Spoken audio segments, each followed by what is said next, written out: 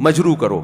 میں بہت دنوں سے بولا نہیں عاملوں کے خلاف, اب دوبارہ کچھ دن پہلے انہوں نے لڑکیوں کی تصویریں میرے ساتھ لگائی ہیں کہ اس لڑکی نے کہا میں مفتی صاحب سے ملاقات کے لیے آئی تھی, مفتی صاحب نے مجھے پٹایا, مجھے شادی کی آفر کی اور پھر میں چلی گئی اور میں نہیں.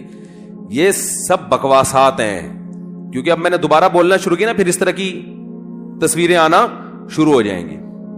اس کا بہترین طریقہ یہ ہے کہ آپ نے تجربہ کرنا ہے, کسی لڑکی کو بھیج دیں, مفتی صاحب سے مسئلہ پوچھ کے آؤ, پٹنے کی کوشش کرو پوری. صحیح ہے نا, یہ تو بہترین آزمائش ہے نا. کیوں آپ فیس بک اور واٹس ایپ کی باتوں پہ جاتے ہو بھائی؟ اگر مفتی صاحب اللہ نہ کرے 2 نمبر آدمی ہیں تو پھر تو کوئی بھی آئے گی اس کو پٹائیں گے نا. تو آپ تجربہ کر لو بھائی, اس عامل سے کہو اگر تو نے یہ کہا ہے کہ ہم کوئی ارینج کرتے ہیں, اس کو پٹنے کے لیے بھیجتے ہیں. اللہ کا شکر ہے ہم کوئی بہت نیک آدمی نہیں ہے, کوئی تعریف نہیں کر رہا, لیکن یہ پٹانے وٹانے والے کام الحمدللہ اللہ نے بچا کے رکھا ہوا ہے. کوئی بڑی بات نہیں کر رہے ہم, اللہ نے بچایا ہے ان پٹانوں سے. یہ کسی کو پٹا دیا اور یہ کر دیا. باقی جس نے شادیاں کرنی ہوتی ہیں وہ پٹانا, وہ تو ڈائریکٹ شادی کی آفر کرتا ہے. اب آپ کہو اچھا ہم کسی کو بھی بھیج دیں آفر کر دو گے, ایسا بھی نہیں ہے. ایسا بھی نہیں ہے, کوئی بھی اٹھ کے آ جائے آفر کر. اور اگر کر بھی دی ہے تو آپ کو کیا تکلیف ہو رہی ہے بھائی؟ اول تو ہم ایسے آفر نہیں کرتے, لیکن اگر فرض کرو کر دی ہے آفر, تو آفر کرنے کے بعد ہی شادی ہوتی ہے نا, بغیر آفر کے تھوڑی ہوتی ہے. آپ لوگ کی جتنی شادیاں ہوئی ہیں بغیر آفر کے ہوئی بھی ہیں. دیکھو فرشتوں نے آ کے آپس میں نکاح پڑھا کے چلے گئے تھے, پہلے پیغام بھیجا جاتا ہے, بھائی بھیج دیا, قبول کرنا ہے کرو, نہیں کرنا نہیں کرو, اس میں کیا ہے, یہ تو ویسے ہی جائز ہے. تو یہ فحش باتوں پہ آتے ہیں, فحش الزامات, کیونکہ ان کا تو دین ایمان ہے نہیں, یہ کچھ بھی لگا سکتے ہیں. تو اس لیے یہ بڑی ہمت کر کے میں ان سے دشمنی مولتا ہوں, اس کو آپ ہلکا نہ سمجھیں. پھر یہ ہر جگہ بیٹھ کے نجی محفلوں میں بدنام کرنے کی کوشش کرتے ہیں, کیونکہ ان کے پاس دلائل کی دنیا میں کوئی جواب ہے نہیں. اتنی بڑی دلیل ہے یار, بھیجو نا 4 جن یہاں مسجد الفلاحیہ میں بھیجو. اچھا ان میں سارے فراڈی نہیں ہوتے, یہ بتا دوں میں. کچھ کا دماغی توازن خراب ہوتا ہے, وہ یہ سمجھتے ہیں کہ ہم بہت نیک ہیں اور ہمیں آتا ہے, لیکن وہ اپنا اندر سے فالٹ کی وجہ سے سمجھ رہے ہوتے نیک ہیں. یہ میں بتا دوں, یہ جو میں نے کہا نا سارے فراڈی ہوتے ہیں, اس میں فراڈی کا مطلب ظاہری لحاظ سے فراڈی, اندر سے فراڈی باز نہیں ہوتے, واقعی نیک ہوتے ہیں, لیکن وہ یہ سمجھ رہے ہوتے ہیں کہ یہ جن چڑیل بھوت ہے, حالانکہ وہ اپنا دماغی تخیل ہوتا ہے, کیونکہ وہ عملیات کر کے اوپر سے کھوپڑی کی سیٹنگ آؤٹ ہو جاتی ہے. کیونکہ میں ان عاملوں میں نیک لوگوں سے بھی ملا ہوں, مجھے اندازہ ہو گیا تھا کہ یار یہ آدمی 2 نمبر نہیں ہے, لیکن یہ بیچارہ چلے ولے کر آ کے نا اوپر کی سیٹنگ کیا ہو گئی ہے اس کی آؤٹ, تو اس کو ایسے لگ رہا ہے, تو اس کی سیٹنگ آؤٹ ہوئی ہے. بھائی آپ کی سیٹنگ تھوڑی آؤٹ ہوئی ہے, آپ تو ٹھیک ٹھاک ہو. جو بھی ایب نارملٹی والی باتیں کریں نا, جیسے آپ گئے کسی عامل کے پاس, وہ واقعی نیک ہے, کہہ رہے اتنے حصار ہوتے ہیں, اتنے حمزاد ہوتے ہیں, اتنے موکل ہوتے ہیں, اور واقعی نیک بھی ہو, تو سمجھ لو کہ اس کی اوپر کی سیٹنگ کیا ہو گئی ہے, بولو نا آؤٹ. کیونکہ بغیر دلیل کے باتیں کر رہے ہیں. دلیل یا تو نقلی ہوتی ہے یا عقلی. عقلی کہتے ہیں جو سائنس سے ثابت ہو, سائنس سے تو موکل شوکل کچھ بھی ثابت نہیں ہے. یا نقل قرآن و سنت کو کہتے ہیں. تو یہ عامل لوگ کہتے ہیں بھائی قرآن و سنت سے, لیکن مشاہدہ تو ہے نا, تو مشاہدہ بھی تو تم جیسے پاگلوں کا ہے نا, پبلک کا تھوڑی مشاہدہ ہے. تم نے تو خود چلے ولے کر کے اور موکل توکل کو پہلے دماغ میں بٹھایا, تو تمہیں موکل بھی نظر آ رہے ہیں, تمہیں حمزات بھی نظر آ رہے ہیں, تمہیں یہ بھی نظر آ رہا ہے, اور کچھ بھی نہیں ہوتا موکل شوکل. ذہن میں رکھیں, آپ بس ٹوٹل یہی ہیں. جتنے آپ نظر آ رہے ہیں نا, آپ کے ساتھ کوئی موکل نہیں ہے. ٹوٹل آپ جتنے نظر آ رہے ہیں ٹوٹل اتنے ہی ہیں آپ, سمجھ رہے ہو نا, کمپلیٹ. ہاں ایک شیطان ہے, حدیث میں آتا ہے, جو ہر بچے کے ساتھ لگا ہوا ہوتا ہے, وہ برائی کی طرف رغبت دلاتا رہتا ہے. بس وہ تو ہے, وہ تو سب کے ساتھ ہے. اور ایک فرشتہ جو ہے وہ اچھائی کی طرف رغبت دلاتا ہے. تو یہ موکل, یہ حمزاد نہیں ہے, یہ تو ہر ایک کے ساتھ ہمیشہ سے ہوتا رہا ہے. یہ اس کو کنٹرول نہیں کیا جا سکتا, وہ اللہ نے آزمائش کے لیے.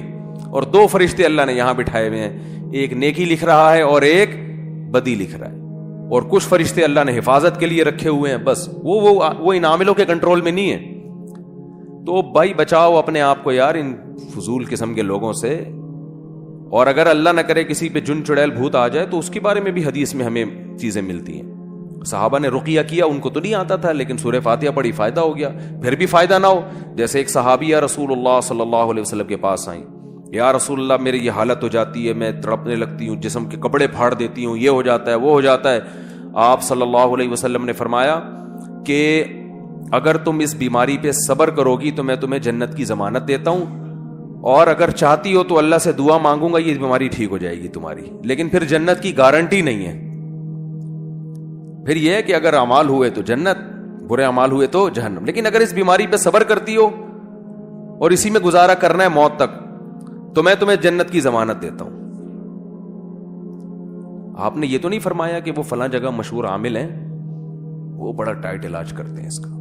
نہ خود نبی نے فرمایا کہ بیٹھو میں ہزار کھینچتا ہوں اور میں یہ کرتا ہوں اور میں یوں کچھ بھی نہیں. خود نبی پہ جادو ہوا تو سورہ فلق سورہ ناس اللہ نے نازل کی, بھئی یہ دم کیا کریں. مجھے صحابہ کے دور کے کسی مشہور عامل کا نام بتاؤ آپ. ہم لوگ کہتے ہیں مفتی کا نام بتاؤ, بتا سکتے ہیں صحابہ کے دور کے مشہور مفتیان کرام کون تھے؟ اس دور میں حکیم بھی تھے, اس دور میں تاجر بھی تھے, ہر طبقہ اس دور میں تھا. عامل اس دور, قوال نہیں ملے گا آپ کو صحابہ کے دور میں کہ مشہور قوال. قوالیاں اگر ثواب ہیں تو اس دور میں بھی تو کوئی مشہور قوال ہونا چاہیے نا. کیا خیال ہے؟ کوئی قوال نہیں ملے گا آپ کو, نہ کوئی عامل ملے گا. ہاں رقیہ کرنے والے ہوتے تھے, وہ تو میں نے بتایا رقیہ کے تو ہم قائل ہیں, لیکن اس میں یہ چیز کچھ نہیں ہوتا, جن کی جماعتیں اور چڑیل کی جماعتیں اور فلانا جماعتیں اور یہ نہیں ہوتا. تو نبی صلی اللہ علیہ وسلم فرمایا صبر کرو تو اللہ کیا دے گا؟ جنت کی ضمانت. تو صحابی نے عرض کیا یا رسول اللہ ٹھیک ہے میں اس بیماری میں رہوں گی ساری زندگی, لیکن جو کپڑے پھاڑتی ہوں, یہ چونکہ شرعی مسئلہ ہے نا, عورت کا جسم کھل جائے تو بس اتنی دعا کر لیں کہ اس بیماری میں جسم کے کپڑے نہ پھاڑوں. تو آپ نے اتنی دعا کی ان کے لیے. اس میں ہمیں سبق ملتا ہے بھائی, اگر خدا نخواستہ جن چڑیل بھوت کہیں آ رہے ہیں, شرعی طور پہ رقیہ کرو.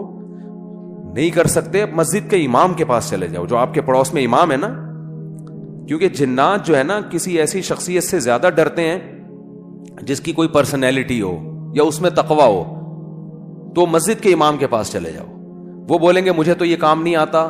ان سے بولو کہ بھائی آپ صرف فاتحہ پڑھ کے دم کر دیں اس کے اوپر, آیت الکرسی. آپ کی پھونک میں اللہ سے امید ہے ہماری پھونک سے زیادہ اثر ہوگا. تو یہ ہوتا ہے, مسجد کے امام کو لفٹ کرایا کرو, صحیح ہے نا. ایسا نہ ہو کہ وہ امام کام ہی یہی کرتا ہو پھر نہیں جاؤ. کام بشرط یہ کہ یہ نہ کرتا ہو, بلکہ صبح شام اس کے خلاف بولتا ہو, ٹھیک ہے نا. پھر اس کو بولے بھائی دم کر دو, تو آپ کے دم میں اللہ زیادہ اثر کر دے گا تو کر دے وہ دم, اچھی بات ہے, اور فائدہ ہوگا انشاءاللہ.